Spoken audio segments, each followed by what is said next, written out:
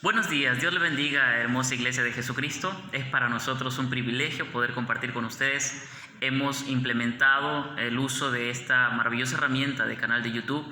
Queremos a través de este medio poder llegar a vuestros corazones y también a vuestros hogares, no solo a través de YouTube, sino también a través de Facebook, donde vamos a estar compartiendo los mensajes, cada servicio.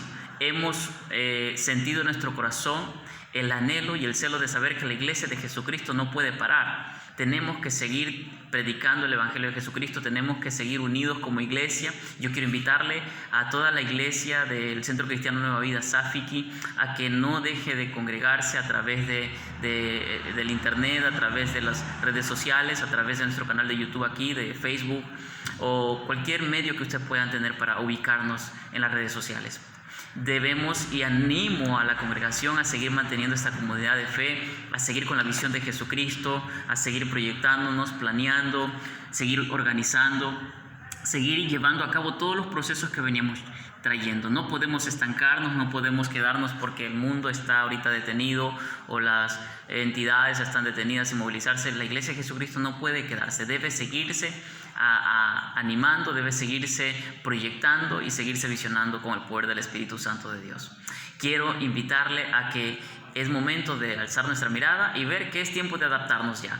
No sabemos cuánto, insisto, va a durar esta situación, pero no podemos esperar hasta que todo esto termine para decir, bueno, ahora sí vamos a la iglesia. No, podemos llevar la iglesia a casa a través de estos medios. Así que le invito, por favor, a que pueda reunirse y acudir a cada servicio como lo hacíamos normalmente aquí en físico en nuestra congregación. Los miércoles 7:30 de la noche vamos a estar compartiendo los estudios bíblicos de la palabra de Dios. Los días viernes a las 7:30 de la noche vamos a estar con los cultos semanales de la noche, de oración y de intercesión. Los días domingos vamos a estar compartiendo la palabra normalmente a las 10 de la mañana, como el día de hoy. Hoy es un día muy especial, hoy es un día muy particular. Ya quiero entrar a tema con ustedes, quiero entrar a compartir la palabra de Dios, pero antes quiero invitarle, por favor, a que pueda usted tener un tiempo de oración conmigo. Quiero invitarle a que medite a través de la oración junto conmigo y con todo el corazón. Pidamos de verdad la dirección y el direccionamiento de nuestro espíritu, del Espíritu Santo de Dios a nuestro espíritu. Ponga por favor este tiempo, su corazón, su mente en las manos del Señor mientras se va acomodando allí en casa con su familia, allí con su Biblia. Por favor, tenga la lista porque hoy es un día maravilloso y quiero, antes de empezar este mensaje, poder ponerlo en oración, para que Satanás no nos robe ninguna de las bendiciones que Dios tiene para nuestras vidas. Amado Dios, amado Padre Celestial, en el nombre de Jesús, queremos poner este tiempo en tus manos, Señor. Queremos poner esta palabra que va a ser transferida a tu iglesia a través de tu siervo en la divina presencia tuya, Señor, para que esta palabra cause y provoque el efecto deseado, Señor, en tu corazón, en la vida de cada ser humano que escucha este mensaje, creyente o no creyente. Tal vez hay alguna persona, Señor, que nos escucha por primera vez. En el nombre de Jesús quiero pedirte, Señor, que tú bendigas a esa persona, que tú le des a través de tu Espíritu Santo el discernimiento necesario para entender estos misterios que están aquí en tu palabra, que a veces aún para nosotros los creyentes son un poco complejos, aún más para una persona que tal vez nunca ha abierto una Biblia. Por eso es esencial, Señor, que acudamos a ti en oración antes de escudriñar las Escrituras, para pedirte que tu Espíritu Santo, Padre, nos guíe, nos direccione, nos llene, Señor, con tu sabiduría, nos llene de discernimiento, nos llene de tu unción, nos llene de tu gracia, de tu favor y de tu poder también, para llenar nuestras vidas con toda la bendición que tú quieres entregarnos. Señor, en tus manos estamos, en tus manos nos encomendamos. Toma este tiempo, toma el control de mis palabras, de mis pensamientos. Toma el control, Espíritu Santo, toma tu posición en este lugar y habla a tu pueblo, habla a tu iglesia, porque tu pueblo escucha, Señor. Te damos gracias, Padre, y te alabamos en el nombre poderoso de Jesús. Amén y amén. Amén. Yo le decía que hoy es un día muy especial, un día muy particular, perdón. Y ¿sabe? También a la vez estoy seguro que para Dios es un día muy triste, porque hoy se está festejando algo sobrenatural en el mundo espiritual. o se está recordando algo sobrenatural en el mundo espiritual, y es la resurrección de Cristo. ¿Sabe, mi querido hermano, mi querida hermana? Muchas personas es probable que el día de hoy ni siquiera se acuerden o tengan presente qué sucedió o qué acontecimientos hubieron en la historia. Pero los que verdaderamente creemos y amamos a Dios, sabemos que hoy es un día especial porque se está celebrando la resurrección de Cristo. Y el tema que yo traigo esta mañana tiene como título la resurrección de Cristo.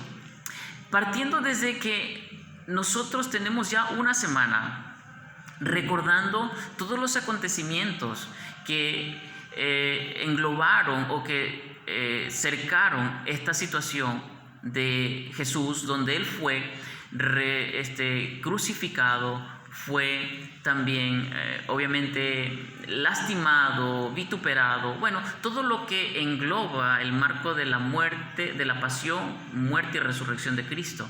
Esta semana el mundo religioso conmemora lo que ellos conocen como la Semana Santa, una fiesta que no es bíblica, dicho sea de paso, pero que el mundo religioso lo conmemora. Nosotros, los verdaderos creyentes de Jesucristo, estamos 100% convencidos que más que una liturgia, que más que una religión, recordamos los acontecimientos más importantes, como lo fue su muerte y como lo fue su resurrección también de Jesús. Quiero leer con ustedes la primera carta a los Corintios, capítulo 15, versículos del 1 al 4. Dice de la siguiente manera, espero que me siga con su Biblia y en casa y pueda leer conmigo. Dice el Señor, a través del apóstol Pablo: además os declaro, hermanos, el evangelio que os he predicado, el cual también recibisteis, en el cual también perseverasteis, por el cual asimismo, si retenéis la palabra que os he predicado, sois salvos. Si no creíste, es en vano. Porque primeramente os he enseñado lo que asimismo recibí, que Cristo murió por nuestros pecados, conforme a las Escrituras, y que fue sepultado y que resucitó al tercer día, conforme a las Escrituras. Mire cómo la Biblia detalla este acontecimiento muy especial. Ahora yo quiero retomar un poquito esto. Todo esto inicia con algo que se tipificaba en el Antiguo Testamento dentro de las fiestas que Dios estableció para su pueblo, conocidas como las fiestas de Jehová. Estas fiestas de Jehová fueron establecidas a Israel para que las celebrara perpetuamente o a perpetuidad, como dice la Escritura. Empezaba en este acontecimiento a nuestra fecha actual, en nuestro calendario gregoriano, en el mes de marzo-abril, en el pueblo de Israel, a quien Él le delegó las fiestas solemnes que se celebraran, el día 14 del mes de Nisan, que para ellos es el primer día del año, hasta la actualidad. Para nosotros, insisto, es marzo y abril, donde nosotros estamos festejando la Semana Santa. Pero en el pueblo, dentro de las fiestas solemnes de Jehová, no hay ninguna fiesta de Semana Santa. En el pueblo de Israel, la fiesta que Dios delegó, empezando por una muy particular, que era la Pascua del Señor. Y yo he predicado muchas veces en otros estudios del tema, así que no voy a andar en este tema ahora, porque no tiene nada que ver con el mensaje que quiero compartir. En profundidad, sí tiene que ver mucho, claro que sí, en relación, no quiero que me malinterprete, pero no con lo que quiero compartir en esta mañana. Luego de las fiestas de Pascua, venía seguidamente, dentro de la misma semana, la fiesta, los panes sin levadura. Y posteriormente a los panes sin levadura viene la tercera fiesta, que es primicias. 50 días después de primicias se celebra la fiesta hasta el día de hoy, llamada la fiesta de Pentecostés. Y más adelante 3 fiestas más, en total son 7. Pero vamos a detenernos en estas primeras 3 fiestas, que tienen mucha relación con lo que está aconteciendo o con lo que aconteció hace 2000 años en esta misma temporada, en esta misma fecha, que fue la resurrección de Cristo. Iniciando con una semana antes, donde Jesucristo regresa a Jerusalén, regresa a este lugar donde serían ya sus últimos días, a confrontar definitivamente a los judíos y fariseos, regresa a exhortarlos, regresa a predicarles el mensaje de salvación. No por contradicción, porque muchos podrían decir que Jesucristo mismo llegó a buscar la muerte, Jesús llegó a buscar problemas, y no es necesariamente eso. Jesucristo vino con ese mensaje confrontativo, mire, para que se arrepientan. A veces puede ser que en nuestra vida los mensajes pueden ser muy confrontativos, muy dolorosos, pero Jesucristo no lo hace de maldad. A veces la gente se la toma contra los pastores. No debería ser así, porque los pastores nunca hablamos en contra de una persona en particular. Los pastores predicamos la palabra del Señor. El punto es que Jesucristo siempre confrontará a través de su palabra.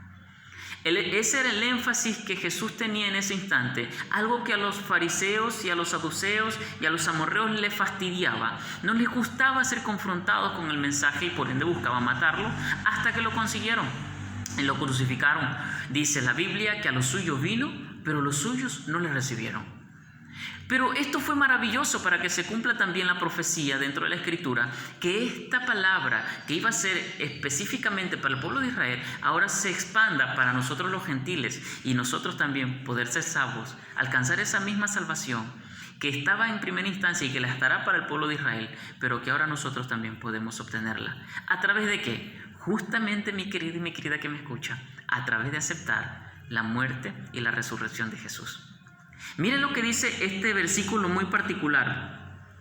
Por el cual mismo, el versículo 2, por el cual asimismo, si retenéis la palabra que os he predicado, sois salvos. Si no creísteis, en vano. O sea, si no creemos en la palabra de Jesucristo, no somos salvos. Pero si creemos, vaya que sí lo somos. Ahora yo quiero que esta mañana usted me acompañe a responder 3 preguntas muy importantes en torno a la muerte, pero más incisivamente a la resurrección de Jesucristo. La pregunta número 1 que yo quiero que usted me acompañe esta mañana a descubrir su respuesta es: ¿por qué es tan importante la resurrección de Cristo? La segunda pregunta que yo quiero que usted me acompañe es: ¿qué nos enseña la resurrección de Cristo? Y la tercera pregunta que yo quiero junto con usted compartir esta mañana es: ¿cuáles son las promesas a futuro en base a la resurrección de Cristo? Es muy importante que nosotros tengamos muy presente esto, porque mire, este no fue un acontecimiento inventado. Esta resurrección de Cristo, esta muerte y resurrección no fue una historia, una fábula, no, por supuesto que no. Yo quiero invitarle a que usted pueda investigar que aún la ciencia hoy por hoy está gastando millones de dólares en la investigación de encontrar el cuerpo o los restos, de nuestro Señor Jesucristo, porque no se han encontrado. Los restos de Carlos Magno, de Mahoma, del Dalai Lama, de todas las gentes y los profetas que profesan muchas religiones han sido encontrados. Han habido hallazgos de los faraones, de todos esos principados, esa gente, son encontrados. Pero ¿sabes? De Jesús nunca se encontraron. Según algún documental que vi alguna vez de Discovery Channel, menciona que se encontró el manto de Jesús, donde fue investigado y pasado un proceso muy riguroso de veracidad, y encontraron que efectivamente había sido el manto donde estuvo envuelto Jesucristo por los años, por la cultura, por el lugar donde fue hallado, por la vigencia de la sangre, o sea, cuánta edad tenía la sangre, los restos de sangre, bueno, por muchas circunstancias, los ritos que se llevaban en aquel entonces se encontró el manto. Pero adicional a eso podemos decir, asimismo, con la misma veracidad, que no encontraron el cuerpo. ¿Y sabe por qué? Porque este fue un acontecimiento divino. Y lo primero que quiero yo exponer en la primera pregunta, ¿por qué es tan importante la resurrección de Cristo? Es porque a través de la resurrección de Cristo nosotros podemos comprobar de manera fidedigna el carácter sin mancha y sin pecado de Jesucristo y por ende su divinidad. Eso es lo primero que nosotros podemos rescatar de la resurrección de Cristo. La Escritura data en el libro de los Salmos, capítulo 16, versículo 10, que era necesario que aquella persona que no había tenido corrupción padezca el sacrificio y la muerte de cruz. Y Jesucristo fue una persona sin pecado, inocente en su totalidad. Si nosotros leemos la historia de los acontecimientos finales en torno a la última semana de vida de Jesús en el libro de Juan, vamos a ver el encuentro que tuvo Jesús con Pilato. Y vamos a notar que aún este Pilato que existió, la ciencia y la historia así lo data, existió, dijo en sus propias palabras: no encuentro pecado alguno en este hombre, lo encuentro inocente, lo encuentro sin falta, no encuentro algo digno de muerte en este ser humano. Mira, eso nota y da a entender que Jesucristo no tenía fallas. Pero insisto, tenía que cumplirse la Escritura. Eso es lo importante que nosotros debemos entender. Mi querido o mi querida, Jesucristo no tuvo pecado. Es una aberración y una blasfemia de algunas sectas que dicen por allí que Jesucristo tuvo mujeres, tuvo amantes, fue homosexual. Eso es mentira. Es una blasfemia y una herejía a la luz de la palabra. Pobre persona la que profesa esas situaciones y que vive en torno a esa situación va a tener que pagar serias consecuencias en el juicio de Dios. Es muy probable que esa persona tenga su corazón muy contaminado, muy sucio, y por eso dice la Biblia que de la abundancia del corazón habla la boca. Esta persona saca de su corazón lo que realmente tiene en él: pecaminosidad y perversidad de calumniar a esta divinidad como lo fue Jesucristo. Vamos a ir al resto de este estudio encontrando más evidencia muy importante que va a reafirmar esto que yo le estoy comentando. Lo segundo que nosotros podemos encontrar en torno a la resurrección de Jesucristo, o la importancia que tiene para nosotros, es que la muerte no pudo contener a Jesucristo. La muerte no pudo con Él, y gracias a que Él resucitó, nosotros, los que creemos en el Señor y Salvador, sabemos que tarde que temprano nos vamos a encontrar con Él en la eternidad. Y ya vamos a ver más adelante por qué. ¿Por qué la muerte no pudo detenerlo? Y por qué es que nosotros, los que creemos realmente en Jesús, nos vamos a encontrar con Él en la eternidad y vamos a morar con Él por siempre. Ya lo vamos a ver más adelantito. Pero quiero, antes de continuar, leer con usted Colosenses capítulo 2, versículos 14 y 15. Dice lo siguiente: anulando el acta de los decretos que había contra nosotros, que nos era contraria, quitándola de en medio y clavándola en la cruz, y despojando a los principados y a las potestades, los exhibió públicamente, triunfando sobre ellos en la cruz del Calvario. Jesucristo fue triunfador en la cruz del Calvario.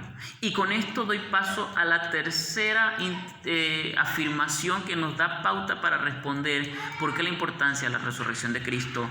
Y es que esto prueba que Jesús vino a cumplir lo que tenía que cumplirse. Esto es importante que nosotros podamos comprender algo muy especial, iglesia amada. Todo lo que vino Jesús a cumplir fue cumplido. Todo lo que vino a destruir fue destruido. Y todo lo que vino a proveer para la humanidad fue ya provisto.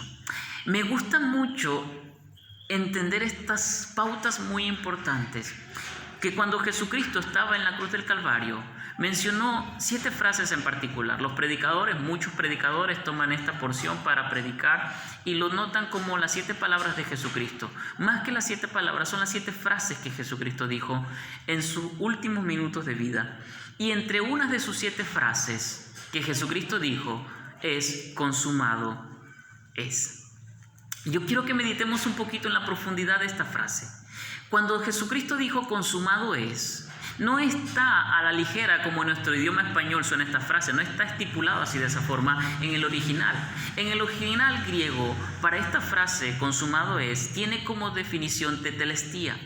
Y esta palabra o esta frase tetelestía se la utilizaba en muchos contextos, empezando de que era utilizada muy a menudo en las batallas. Cuando un ejército ganaba la batalla, el general del ejército corría hacia una colina y se posicionaba en la cúspide de la colina y empezaba a gritar a viva voz: tetelestía, tetelestía, que quería decir hemos ganado la batalla, o la batalla se ha ganado.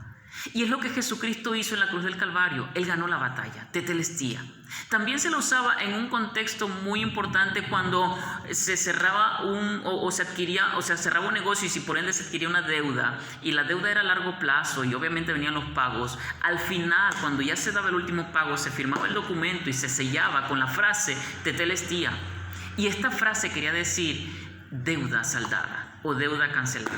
Lo que Jesucristo hizo también en la cruz del Calvario en torno a su muerte y resurrección es saldar la deuda que nosotros teníamos para con Dios.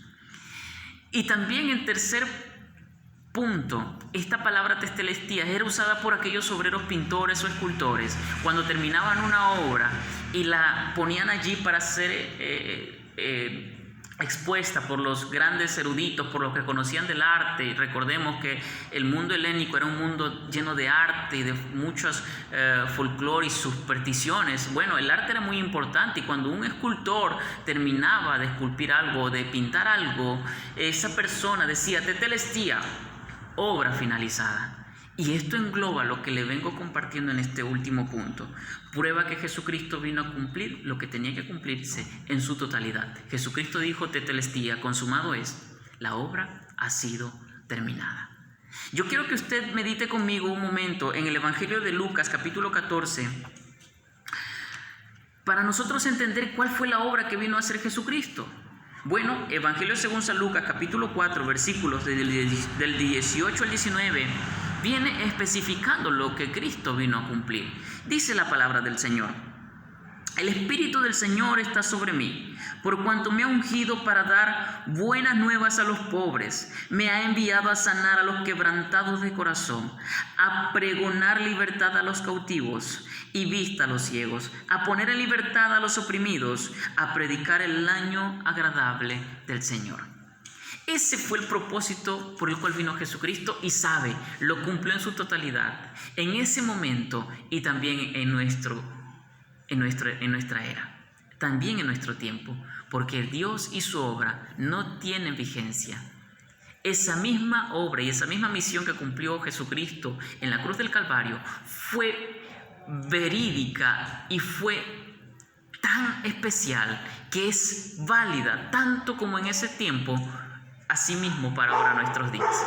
Para eso fue el que Cristo vino, y para eso fue que Cristo murió y resucitó en la cruz del Calvario, para sanar al quebrantado de corazón, para dar vista al ciego. No se refiere específicamente a la vista o al sentido físico, se refiere al ciego de espíritu, para dar libertad al cautivo. ¿Cautivo de qué? Hay mucha gente que está cautiva, que está atada. Y Cristo vino a eso, a desatar todas aquellas cosas, a predicar el año agradable del Señor, a predicar las buenas noticias de Jesucristo. Evangelio significa buenas nuevas. Mi querido que me escuchas tú, hermano, hermana, creyente o no creyente, Jesucristo vino a hacer todo eso. Es tiempo de que permitas que Él pueda hacer todas esas cosas en tu vida.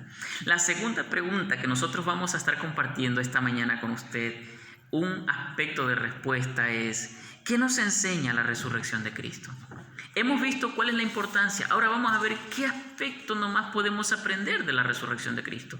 Note y vea usted cuán importante es este acontecimiento. Muchos, insisto, hoy por hoy ni se acuerdan, no recuerdan qué sucedió. Pero este acontecimiento tuvo mucha profundidad para el pueblo y los verdaderos creyentes de Jesucristo. Así que quiero que siga conmigo meditando en lo siguiente. Lo primero que nos enseña este acontecimiento es que la Biblia muestra contundentemente en su totalidad la veracidad y la fiabilidad que en ella hay. Yo quiero que usted entienda algo muy importante. Todas las profecías del Antiguo Testamento en torno a la venida del Mesías se cumplieron en su totalidad en la persona de Jesucristo. Usted podrá creer, no creer en la Biblia, podrá ser cristiano o no cristiano, pero esta verdad nadie la va a cambiar. En Jesucristo se cumplieron todas las profecías en torno a la venida del Mesías. Por eso Él es el Santo de Israel. Por eso Jesucristo es el León de Judá. Lo segundo que nos enseña es que dentro de este acontecimiento hubo testigos oculares. No fue un acontecimiento aislado, como lo dije en un inicio en la introducción de este mensaje. No fue un acontecimiento que le sucedió a Quijote de la Mancha y nadie más vio, sino él, y lo escribió en un libro y quedó plasmado. No fue así. No fue un acontecimiento que fue solo a Joseph Smith y un ángel se le presentó solo a él y él escribió. No fue un acontecimiento privado, porque la misma Biblia habla que la Biblia, la palabra en su totalidad, no es de una interpretación privada, sino pública. Y Jesucristo fue público. No solamente fue uno o dos testigos. Dice la Biblia que iban en la mañana hacia el sepulcro después que él murió y resucitó el primer día de la semana, dice la Biblia. Iba María y Juana y María Magdalena también. Y cuando entraron a la tumba de Jesucristo no había el cuerpo. Ellas fueron las primeras testigos. Pero la Biblia dice literalmente que Jesucristo, después de su resurrección, estuvo predicando las buenas del reino 40 días aquí en la tierra. Y dentro de esos 40 días se manifestó y se reveló a muchas personas de forma espectacular y divina.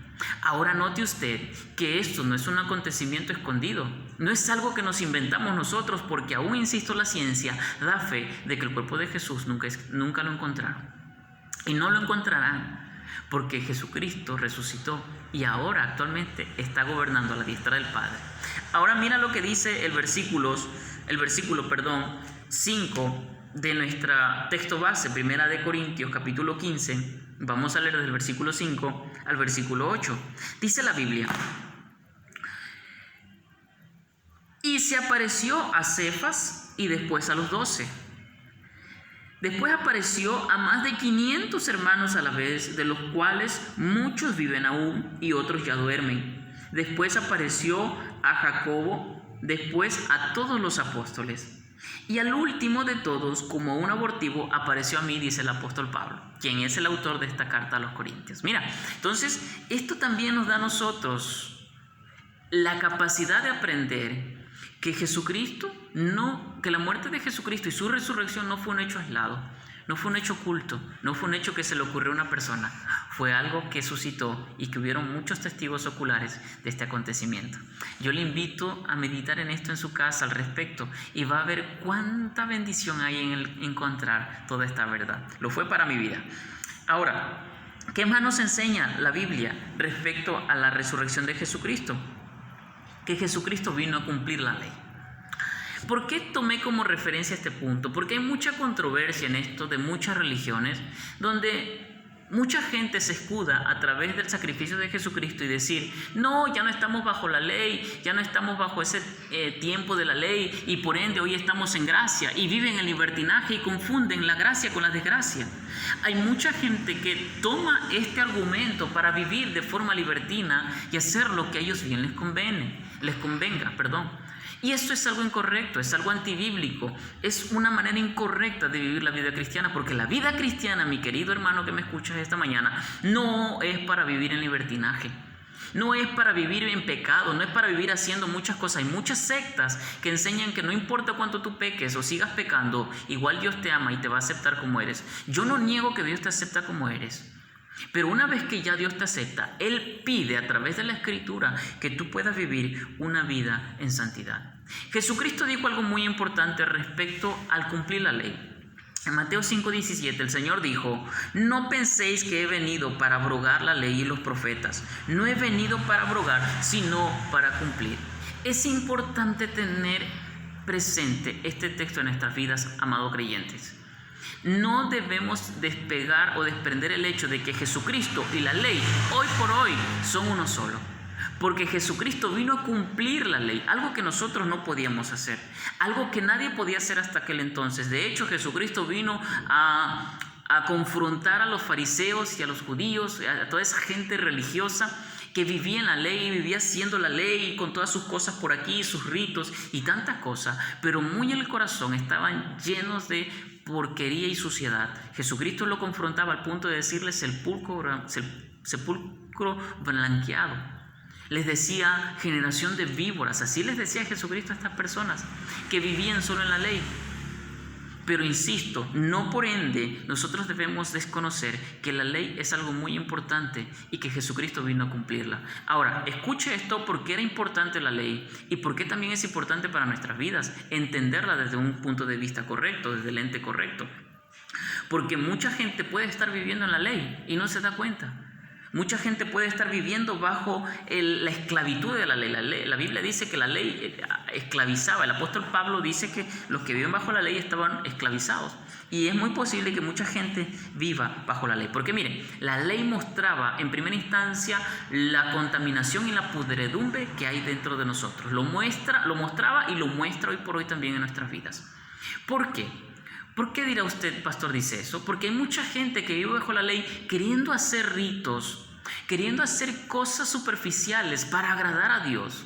Usted verá mucha gente altruista por allí haciendo obras de benefacción, obras benefactoras en este tiempo difícil. Los va a ver. Pero ellos pretenden a través de esas obras alcanzar a Dios. Y no se lo logra así, porque quieren vivir bajo la ley. Y vivir bajo la ley es vivir bajo esclavitud. Hay en cambio mucha gente religiosa que viene a ritos, viene a los cultos, viene a las vigilias, viene a los ayunos, viene a todo, pero sigue viviendo bajo la esclavitud de la ley, pretendiendo a través de ese sacrificio físico agradar a Dios. Jesucristo, cuando vio que los fariseos y esta gente judaizante hacía ritos de ayunar y andaban todos ojerosos y chorreados, les decían: no sean hipócritas. Mira, así de esa forma. Y esa palabra es también para nuestras vidas el día de hoy. La ley nos muestra realmente cuán contaminados somos, pero también nos muestra, escucha esto, amado hermano, que nada de lo que hagamos en gran medida nosotros puede ser suficiente para alcanzar y agradar a Dios. Nada nos va a nosotros a salvar si vivimos bajo la ley, si vivimos bajo ritos o si vivimos bajo cosas altruistas. No puede uno agradar a Dios por muchas cosas que nosotros hagamos, a pesar de que hagamos todas esas cosas buenas, porque mucha gente dice: yo no tomo, yo no bebo, yo no soy grosero, no le golpeo a mi mujer, y piensa que eso lo hace justo delante de Dios. Hay mucha gente dentro de las iglesias que se unen en yugo desigual y dicen: ay, pero es que él no toma, él no fuma, él es buena persona, y piensa que eso es suficiente para ser justificados delante de Dios. Mire lo que dice la Biblia, no lo digo yo como pastor. En todo el corazón mío se lo hablo en el amor del Señor, con todo mi corazón. Mire lo que dice la palabra del Señor. En Romanos capítulo 3, versículo 19 al 20, dice la Biblia de la siguiente manera: obviamente, la ley se aplica a quienes fue entregada, porque su propósito es evitar que la gente tenga excusas y demostrar que todo el mundo es culpable delante de Dios. Todos, no importa cuán buenas personas seamos, somos pecadores delante de Dios, y esa pecaminosidad nos destituye de la gloria de Dios. Romanos capítulo 3, versículo 23 diría: por cuantos todos pecaron, están destituidos de la gloria de Dios. Pero el siguiente versículo de este capítulo de Romanos 3 dice: pues nadie llegará jamás a ser justo ante Dios por hacer lo que la ley manda. La ley sencillamente nos muestra los pecadores que nosotros somos. Y es verdad, mi querido, tal vez usted no comparta este principio, pero lo único que hace la ley es demostrar cuán pecadores somos. Si no fuese así, muchos narcotraficantes, mucha gente que hace negocios ilícitos, mucha gente que roba, que mata, no daría centenares de ofrendas y de dinero a las obras religiosas. ¿Sabes por qué? Porque a través de esas acciones ellos pretenden borrar su culpabilidad. ¿Sabes? Porque muy adentro de sí saben que están haciendo las cosas incorrectas. Saben que no están bien, saben que no tienen aprobación delante de Dios. Y claro, allí está Satanás con el engaño, aprovechándose de la situación y teniendo engañada a esa gente, haciéndoles creer que con dar, que con sembrar, que con regalar ya es suficiente. No es suficiente. Las obras sí son buenas. Una vez que conocemos a Cristo, las obras son las evidencias de que tenemos el amor de Cristo en nuestras vidas. Es verdad, las obras es algo muy importante en nosotros, pero no debemos desprendernos de algo muy importante. Muchas personas, que quiero concluir con esto, muchas personas en base